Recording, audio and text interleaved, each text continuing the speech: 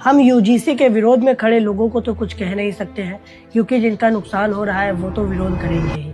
लेकिन मोदी जी एक मंच से कह रहे थे कि हमें रील्स में बहुत गालियां पड़ती हैं। कोई ना मोदी जी, हम आ गए हैं तारीफ करने के लिए, क्योंकि आपने और आपकी सरकार ने इस बार काम ही तारीफ करने योग्य किया है। पहले तो मुझे लगता था कि सरकार इतनी नजदीकी से छात्रों की समस्याओं को देखती ही नहीं होगी। भला है कि सही समय पर आंखें खुल गई और यूजीसी के नए बदलाव ने मेरे इस भ्रम को तोड़ दिया। चाहे लोग जितना कहें कि अब कहाँ होता है एसटी, एससी, ओबीसी और मुस्लिम छात्रों के साथ रेसिज्म, अब तो रैगिंग भी बंद हो गई है। लेकिन ये कोई ग्राउंड रियलिटी नहीं है। मैं तो यूनिवर्सिटी और कॉलेज में जाकर छात्रों से मिलता रहता हूँ। छात्रों ने मुझे बताया कि रेसिज्म तो कॉलेज में एंट्री लेने से ही शुरू हो जाता है, जब वो एडमिशन का फॉर्म जमा करते हैं। कुछ दलित छात्र तो बड़ी मुश्किल से माता पिता के अथक प्रयासों से आरक्षण का सहारा लेकर कॉलेज में एंट्री तो ले लेते हैं, लेकिन सवाल उसके बाद शुरू होते हैं कि किससे दोस्ती करें, कौन से टीचर ठीक है और कहां पर चुप रहना है ताकि निशाना न बने।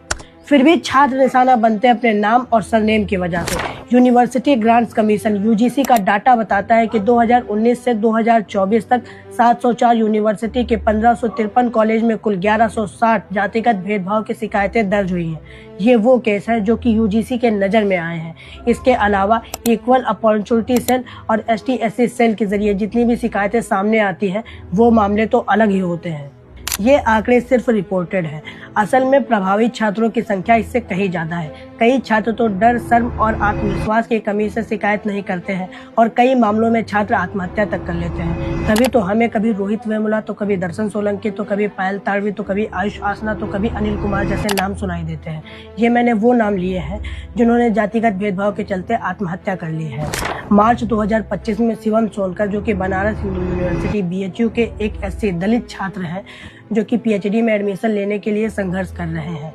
शिवम ने वाइस चांसलर के आवास के सामने 14 से 15 दिनों तक रोते हुए धरना प्रदर्शन किया था।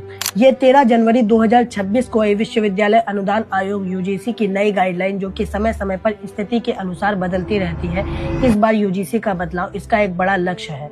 कुल मिलाकर भेदभाव को खत्म करना है, खासकर जाति आधारित भेदभाव को रोकना है। इसके अलावा और भी कई बदलाव हुए हैं।